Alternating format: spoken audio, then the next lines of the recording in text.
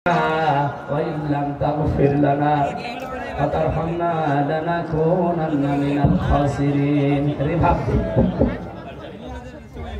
রব্বুল আলামিন আমার প্রাণ প্রিয় জেলা কুষ্টিয়া মেহেরপুর থানার আমলা এলাকার দিকে তোমার নজরটা একটু কুদরতি নজরটা দাও। হাজার হাজার বান্দা বান্দি আমরা কোরআনের কিছু কথা হেদায়েতের নিয়তে শুনেছি, যতটুকু শুনলাম এগুলোর উপরে আমাদের জীবন চালানোর তৌফিক দাও। তোমার নির্দেশ ছিল উদখুলু ফিস-সিলমি কাফা, পরিপূর্ণভাবে ইসলামে প্রবেশ করো। কিভাবে পরিপূর্ণ ইসলামে প্রবেশ করা লাগে আমরা হালকা কিছু কাজ পেয়েছি।